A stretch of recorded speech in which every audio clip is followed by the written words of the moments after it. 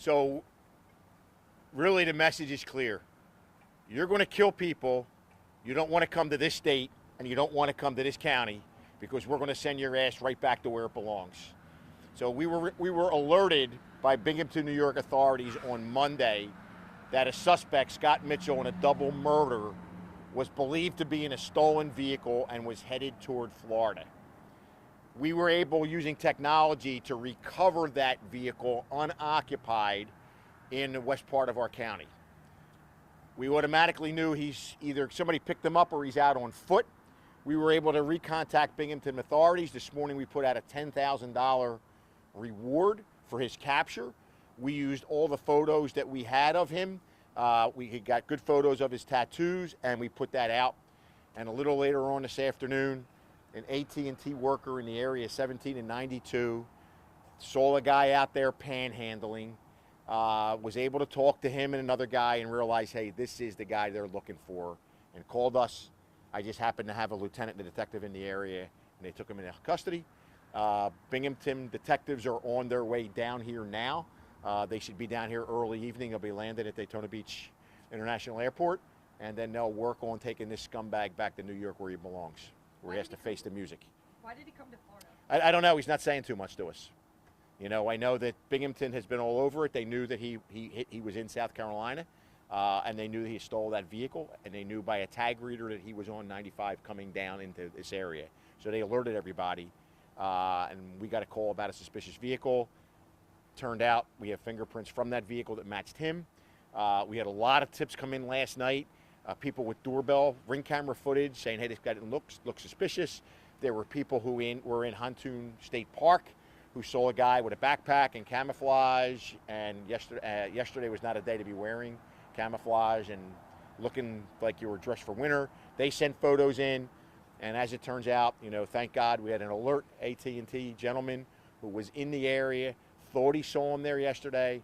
Today he went over to talk to the panhandlers and was able to 100% say, this is the guy the cops are looking for.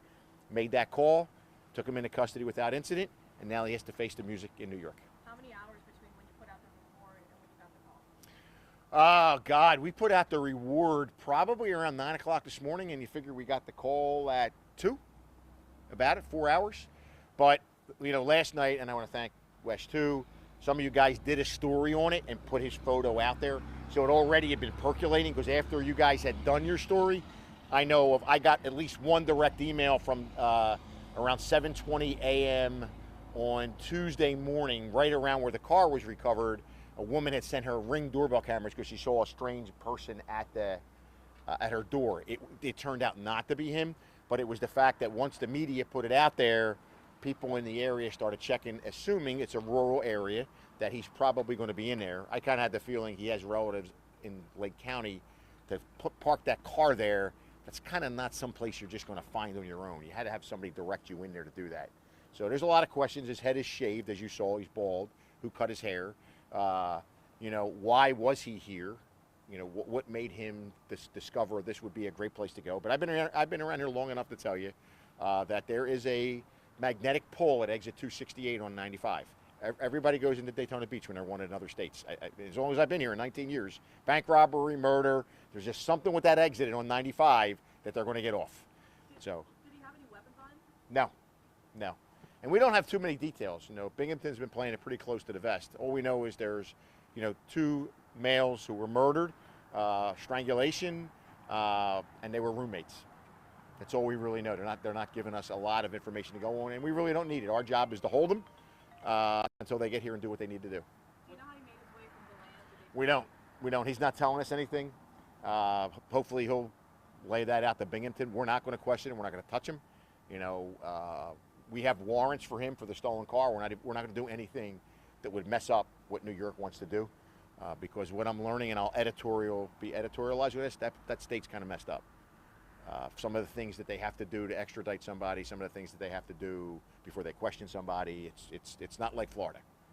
When you say they have to do a lot, you mentioned that they're already on their way here. They're already on their way here. There's a temporary arrest warrant that they can't get a full. It's just a lot of stuff that's like not like how we operate here in Florida. So he's not going to be like on his way out by I don't expect he'll be out here by tomorrow. He'll be sitting in the jail to go through the extradition process, which is the same all over. They have to get the warrant, and the state attorneys have to talk about it. He's got to waive his rights, and then he'll go back to New York. But as far as questioning him, we can't do we're not doing anything other than holding him for them, and we have a warrant for him anyway for operating a stolen vehicle.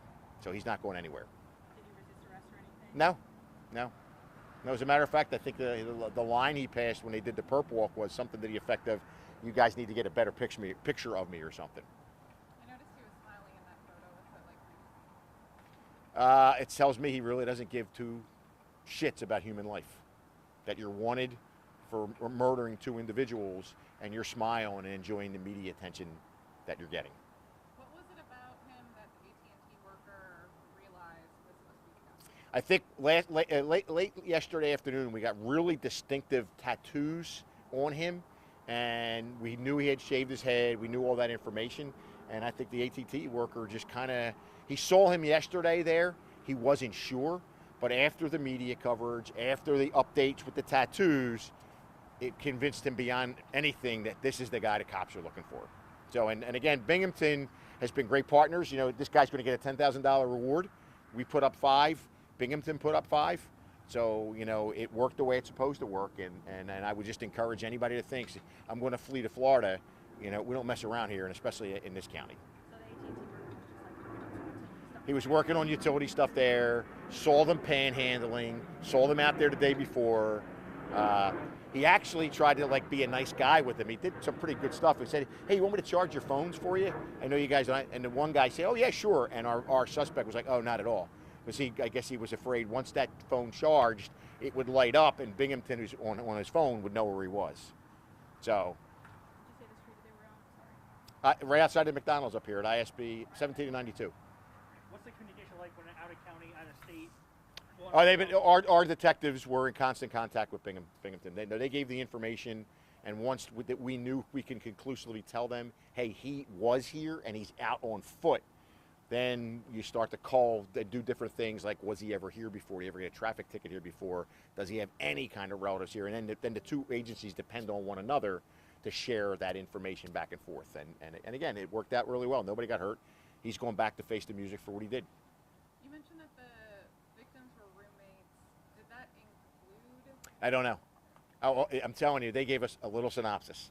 All they're interested in is getting our hands on him, and that's what we did for them. We got our hands on him, and he's good to go. I have an off-topic question. I don't know if Yeah. you have a question about this, but we saw about the state attorney at Volusia, sorry if I'm saying that right, recusing himself from the dog attack. Where's the investigation into manslaughter by negligence charge stand, and is the sheriff's office still investigating, or has the case been handed over to the state attorney?